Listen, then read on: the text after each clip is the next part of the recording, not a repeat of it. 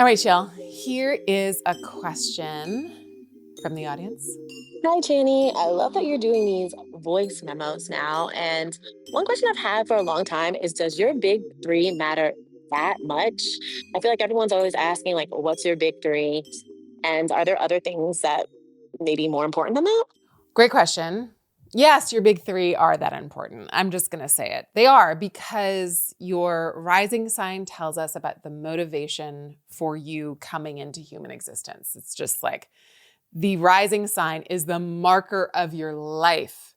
So nothing else in the chart tells us about the moment you were born and why you were born like your rising sign does. It's just our entry point into everything. And then the sun and moon are the luminaries. There are only luminaries. And the sun obviously is like constant light, and then the moon ebbs and flows. And the sun is our soul. It's the way we shine. It is what my teacher, Demetra George, always teaches, the ancients said was a spark of divinity. It's like the divine mind is planted in us, and we can see it in the sun. And the moon is our body. It's our vessel for living. If we can have this soul, this like solar force, but unless we have a body, we don't have a human experience.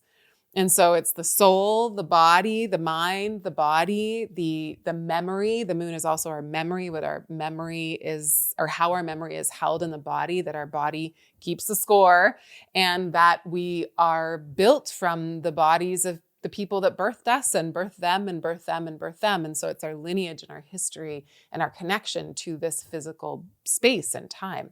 So yes, they're very important. Now, other planets can kind of rival the kind of ways in which we live out our chart. So if you have a planet that is with your sun or with your moon or on your ascendant, those planets are going to be so key and so important. If there's a planet that is, say, sitting in your first house or fourth house or seventh house or 10th house, and it's squaring or opposing your ascendant or your sun or moon, it can also rival. There's like conditions that will make a certain planet really pop and really live in your chart. But I also want to say, you didn't mention this, but I always say this: the planet that rules your rising sign, that's the planet. That's your key in. That's your ability to be like, that's the planet that steers the ship of my life, the planet that rules your ascendant. That's the direction I need to go in, wherever it is in your chart, whatever sign it's in, its condition, the planets it talks to. Those planets are going to be also steering the literal ship of your life.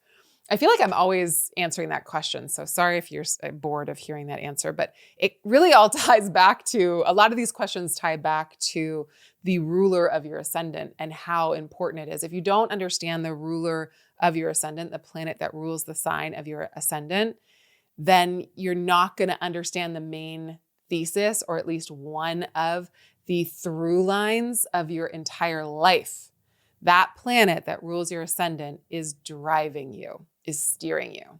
What does it want? What does it do? How is it coloring everything? Where is it? What's going on with that planet?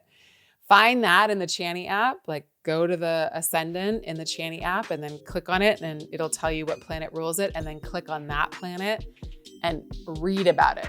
Get obsessed with the planet that steers your life direction. Get obsessed with the planet that rules your rising sign, and so much will open up for you. Go check it out on the Chani app. I promise you, you will not be disappointed.